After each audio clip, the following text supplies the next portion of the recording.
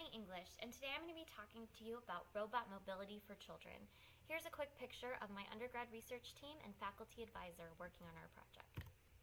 So as a background, babies learn simply by crawling around, finding toys, picking them up, putting in their mouths, getting into everything.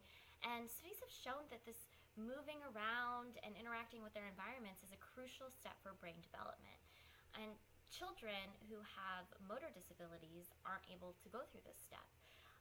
And so if they reach a certain age before they're able to become mobile, they start to get a disinterest in their surroundings because they just learn that everything is, on basically another plane of existence that they can't reach, which can have implications on their learning rate in school and cause different learning disabilities just because unless something is within grasping reach, they don't acknowledge it the same way a child who is mobile does because they've learned that they can't interact with it. So that's a huge problem, getting these children to learn in school and keep up with their peers. So an obvious solution would be to get these kids wheelchairs. However, wheelchairs are very expensive. Insurance companies make it very difficult because of safety reasons. There's a popular show called Teen Mom 2. A little girl with muscular dystrophy is documented going through this process, and it takes her parents a couple years before they're able to secure her a wheelchair. So in the meantime, parents can carry the child around, push them in a stroller, but this doesn't offer that independence that's so crucial for brain development. So for our project, we're looking to offer young children an accessible means of transportation on a low-cost budget so that it can be affordable and it can be easy to do. So we've looked at a couple different methods for controlling these vehicles that can be accessible to children. So one of them is just using a joystick, very similar to a wheelchair. Our plan is to make this like a training module for an actual wheelchair. And another is to do a reaching motion, because this is just inherent to children. They reach towards things they want, and using a Connect to pick up on those reaching motions and drive our car. We've also got a parent control app that can allow the parents to help these children learn. So this just kind of shows our electric flow, either the joystick or the Connect controlled by the child, or Bluetooth from the parent app.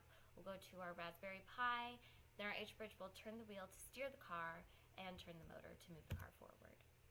With our reaching vehicle, we're hoping that this will be a therapy tool for kids with motor disabilities. They need to move around and practice these reaching motions for physical therapy so they can start to move more easily throughout their environment. So this one will not only be a vehicle but also a therapy tool. So both of our cars that we've made, we've implemented with a lot of safety features, kill switch bumpers, safety padding, harnesses, all to make it very safe for these kids. And as we're moving forward with our research, we're planning to deploy it in a clinic, like this little boy driving our vehicle. We'll have the kids come in and drive the car around, and we're going to collect video data to assess how things are going. So we made this data collection system. We mounted a camera on the front here and a mirror on the back. So here's kind of what you see from that. You can see the child, in this case is a robot, his face. You can see in the mirror what the child is doing. You can see how he's pushing the joystick, and you can see the surroundings. So you see he's looking and pointing the car towards this ball, so he's probably going towards the ball. And from these videos, we're going to analyze the data. We also are collecting what's happening on the control scheme and the parent app, and saving those messages onto a disk. So here's a little video demoing the features on our car. As you can see, there's bumpers on the front, there's a kill switch, there's a door with a door latch. You can see there's padding around the interior and a backrest. You can see there's safety harnesses for the child, more bumpers and kill switches on the back. And you can see the child, in this case a teddy bear, is strapped in there nice and securely. And as you can see, the aesthetics are also really great for these kids, so they don't feel left out like they're getting a lesser toy. Here's a view from the top. You can see the padding is all nice and soft in the seat. There's lots of belts. This padding that we've added is super cute. There's the camera, as you could see before. Um, and here we can show what it looks like for the parent to get the child into the car.